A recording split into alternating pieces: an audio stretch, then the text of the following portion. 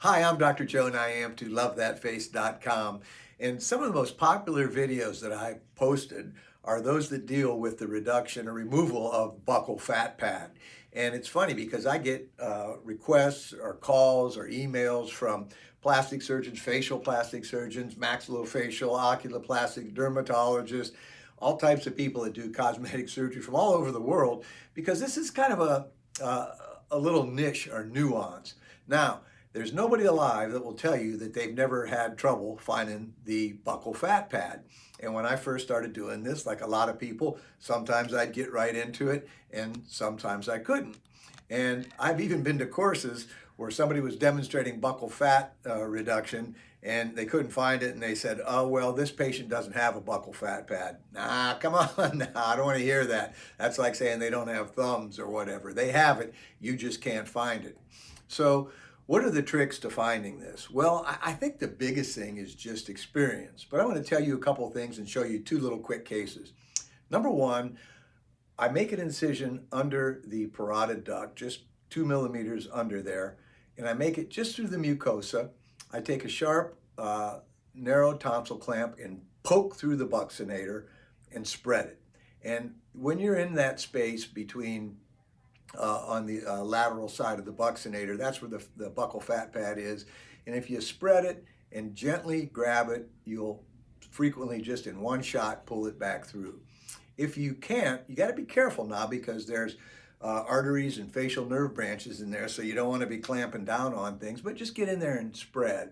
Now, as I'm going to show you in a video, if that doesn't locate it, take a 2 or 3 millimeter suction tip and put that in, and frequently that suction will grab it and pull it out. I'll show you that in a second.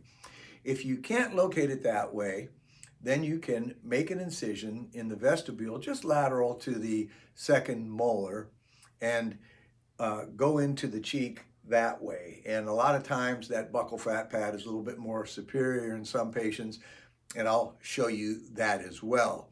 So again, you should be able to make an incision, get in there and grab that fat pad.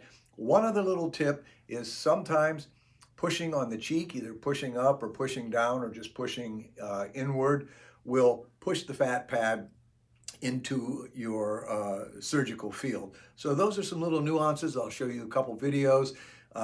Thanks for watching our channel. You know that I am Dr. Joe Niamtu, cosmetic facial surgeon, Richmond, Virginia. I only do head and neck surgery and I don't do boobs, bellies, and butts. Thank you for watching. Zoom better. So this is Stenson's duct, the parotid duct. It's lateral to the second molar. And what we're going to do here on this approach, we're going to be up here in the vestibule, and we're going to make a little opening, and we're going to take our tonsil clamp and spread it and get right in there, and there's your buccal fat. It's that easy. And it's one of these procedures, hold that retractor somebody. It's one of these procedures where sometimes when you first start doing it, you get in there and you just can't find the fat pad. And for experienced surgeons, it becomes usually a predictable and easy thing to do. And this patient has quite a lot of fat, and we're just gently tugging on it.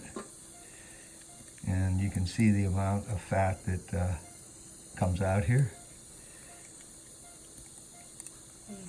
And that's it.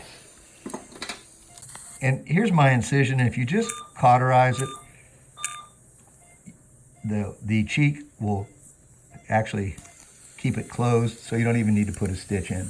So that's it. That was maybe a 2-minute buccal fat extraction. And if you can't find it, one thing that you can do is stick a suction in here, and that will frequently deliver it. Hold that right there.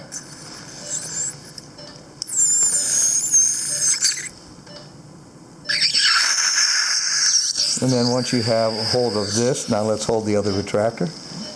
And you just simply take 2 of the tonsil retractors and spread them, and your fat pad will start. So that was showing you a little trick of using a flat end suction if you don't get right into the fat pad. And you can see here the lobes are just billowing out. and we don't want to over reduce it. But you can see that this is a pretty significant piece of fat right here. If I drop it down, it's going to be at least the size of a marshmallow. And then we'll take something and cauterize the very end of this so we don't bleed. And that is our buccal fat removal. And we'll put one single stitch in the mouth to close that up. Hi, I'm Dr. Joe Niamtu, CosmeticSurgeryEducation.com, and whether you're a student or resident studying cosmetic facial surgery, or a beginning practitioner or a seasoned practitioner, we all know that we don't have enough time to learn the latest advances in cosmetic facial surgery. I have my new video series, Volume 2, that is out at CosmeticSurgeryEducation.com, and I have made step-by-step narrated videos in a cookbook fashion that are high definition, and you can preview these and download them from my website, so you own the videos and you can view them 24/7. I have tried to utilize the most common cosmetic facial surgery topics, including but not limited to brow and forehead lift, eyelid surgery, cheek implants, chin implants, laser resurfacing, chemical peeling, minimally invasive or weekend facelift, comprehensive facelift, mole and lesion removal, and many other topics. If you have an interest in contemporary cosmetic facial surgery and like to see a step-by-step narrated, easy-to-learn version that you can view at your convenience, visit CosmeticSurgeryEducation.com to preview my videos. I'm Dr. Joe Niamtu. Thanks for your time.